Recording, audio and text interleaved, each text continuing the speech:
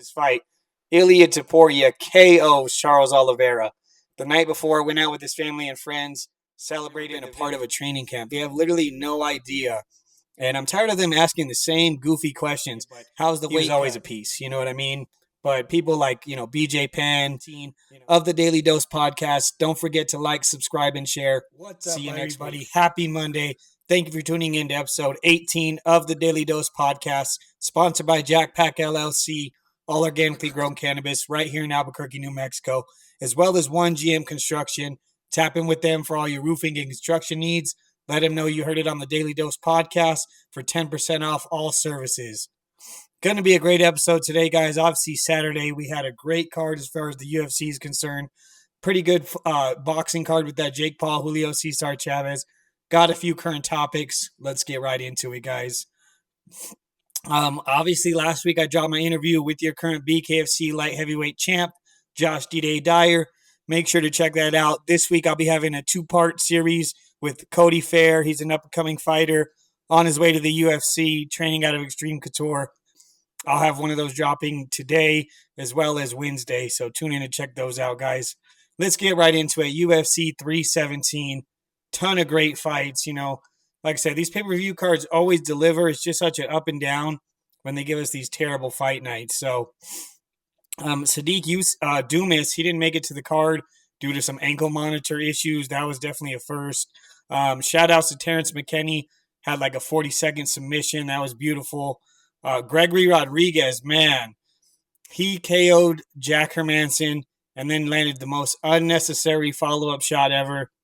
It's not on him, obviously. It's on the ref to, stop it in time, but he should have been able to tell. Buddy was already out cold, lands another follow-up shot. He did not move for a few minutes. It was pretty scary one in there. Tracy Cortez had a good win. She was actually getting the better grappling exchanges over a black belt. So overall, pretty good card. Now in the main card, of course, Peyton Talbot. He had a good fight. It was definitely a back-and-forth competitive fight. I think 29-28, 29-28. Yeah, so it was a very close fight. Shout-outs to him for getting back on the winning train. Now, Beneil Dariush, man, he was out grappling Renato Moicano, and surprisingly, he was actually winning the exchanges on the feet. His leg kicks and his body kicks were causing a lot of issues for Renato, so that's one that I called wrong. I called the whole main card correct besides that one. Shout-outs to Beneil Dariush. Now, Joshua Van versus Brandon Royval. Man, fight of the year contender. Obviously, we still got some months to go. That was a crazy fight. Now, first, it seemed like Joshua Van was kind of struggling with the length of Brandon Royval. Couldn't really get in, was taking shots. Once he started finding it, his counters were crazy. He started picking it up second and third round. He started dropping Royval. That kid's got some power. At 23 years old, only been training for 5 years, 5 fights in a calendar year in the UFC. He's on a tear. So, obviously, his biggest challenge versus the champ, Alexander Pantoja, is going to be the grappling. So, shout-outs to him. Fight of the year candidate. Landed the bigger shots. Dropped Royval a few times. Very entertaining flyweight fight. And then, like I said, you had Alexander Pantoja versus Kaikar France.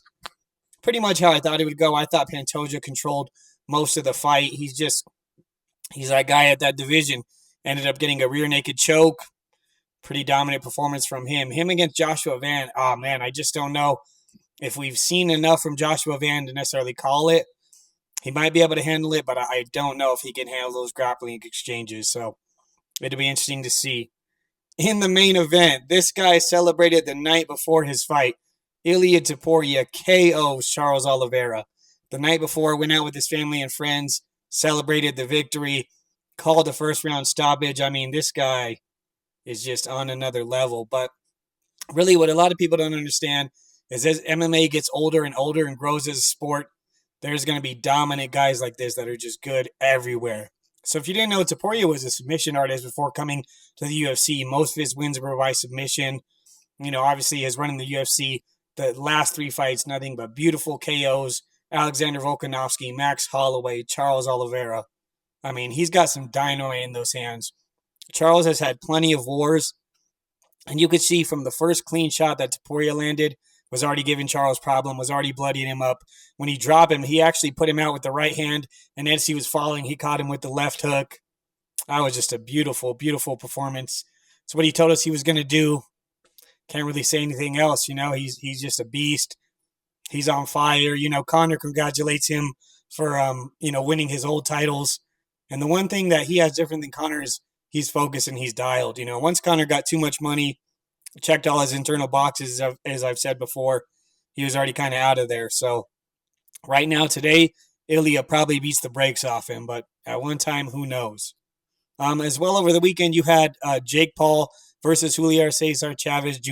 A couple of the preliminary fights were pretty good. Kid Austin had a big win over Tevin Farmer. A couple other fights on there. And then in the main event, just as I said it could happen, Julio Cesar Chavez in these big fights, he just ends up being a heavy bag. He just sits there. He doesn't throw much. He just lets Jake Paul unload on him. So not a very impressive win. I mean, Jake Paul did what anybody would do. If a guy's just standing there being a heavy bag, you have unlimited shots to throw off, so he's still picking these favorable matchups. You know what I mean? I don't think anybody at the actual 175 and up weight classes, come on, he's not fighting Bivol or Artur Abetaviv or, Usyk or any of these guys. He's fighting still particular matchups that are kind of making him look good to the average person. But yeah, go look up Julio's quit in his biggest moments. He fought the same way versus Canelo. It is what it is. Like I said, I'm not hating. Shout outs to Jake. He's getting his money. He's putting a lot of people on. Holly Holmes had a great win on there. He's doing a lot of good stuff because he has the money and the freedom to do so. But do I ever see him being a world champion or fighting a real, prime dog?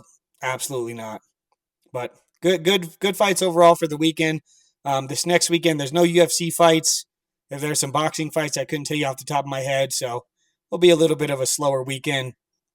Some upcoming fight announcements. I saw Leon Edwards is fighting Michael Morales. That should be a really good one. Obviously, Morales has been on the tear. I don't think Leon's quite on his way out, but we'll see how that one goes. Brian Ortega versus Aljamain Sterling. That is a very interesting one. I think a lot of it will be done on the feet. I think the grappling cancels out. Both of them are really good grapplers, strong, a lot of ways to submit, but I think this one will be on the feet, and it could go either way. I think Ortega gets it, but I wouldn't necessarily be shocked if Sterling pulled it off. In boxing, a huge fight that went down. Of course, the rematch, Conor Benn versus Chris Eubank Jr. I think it was one of those fights where Conor just couldn't get him out of there, and so that was his struggle. I did think he was landing the bigger shots. I thought you could even give it to him, but obviously towards the end, Eubank was kind of pulling away. Be interesting to see the matchup. Devin Haney versus Brian Norman Jr. If you don't know who Brian Norman Jr. is, he just had a huge win out there in Japan. I believe he has a belt at 147 pounds. Interesting, Devin chooses to fight him, but not Teofimo or some of these other fights. That's a tough matchup. That kid is a bad dude. So, in my opinion, I think he probably knocks Devin Haney out at 147 pounds. So one thing I've noticed, and I don't know if it's necessarily their fault, but a lot of these media people that are interviewing and asking fighters questions, both in boxing and in MMA, UFC, whatever you want to say, they've never trained. They've never made that walk. They've never been a part of a training camp. They have literally no idea. And I'm tired of them asking the same goofy questions. How's the weight cut? Do you see yourself winning this fight? Like, come on, guys. If you knew the process, if you knew the grind, if you know what it takes, if you knew fighters personally, you would ask a lot better questions. So UFC, boxing, you already know. You guys need to get me that media credentials. That way I can cover these fights, let people know what's up, So, yeah, it'll be interesting. But a lot of that, I've just noticed lately, a lot of generic questions, a lot of repeat questions, a lot of questions that these fighters probably don't want to hear. So let's get into some current topics. John Jones, man, if you guys have heard the audio call from the arrest, this guy just dimed himself out. Like, you don't even need to be answering the phone. He threatens the cops. You could clearly, he doesn't say his name, but you can clearly tell it's John Jones. And then he comes out a few days later and addresses it on Twitter. He posts all these messages back and forth. I'm still a millionaire. But once you address the situation, you now put yourself there. Who knows what's going to come from it? UFC doesn't really care.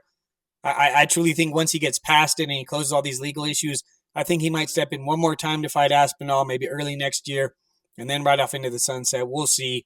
I just think the timing of it was too weird where he retires and then catches this case. I truly think he retired so he could settle the case without being punished by the UFC and then come back. So we'll see what happens. Yeah, that guy is he's never going to learn, guys. That's just who he is. I mean, he's one of the greatest of all time in MMA. He's got a few screws loose. That's just who he is. I'm not saying I agree with it or it's justified, but guys, don't think this is going to be the one that changes him the moment it switches around. He's damn near 40 years old, still out there doing that nonsense. It is who he is. Liver King. Now, this guy, I guess he hasn't been in the news in a while. He needed to get his name out there. He calls out Joe Rogan to a fight. Now, I believe he was arrested because he made, in a threatening manner, said he was going to come to him, whatever it may be. Two things, guys. First of all, Joe Rogan could care less. A million times richer than you, buddy. His life's good. He could literally care less. He actually has supported and given you coverage before, so it's weird for you to act like that. Secondly, he would probably beat the brakes off you, buddy. I don't know if you know his jiu-jitsu, his taekwondo. He would probably beat your buff ass, so I'm not sure if you needed attention. His video was poorly filmed compared to previous, so it seems like he doesn't have a camp and a team behind him. Maybe he's going under. We'll see how it kind of plays out. And that goes into my thing I wanted to address is that people don't know their place in fighting, particularly males. One thing is they'll watch basketball, they'll watch football.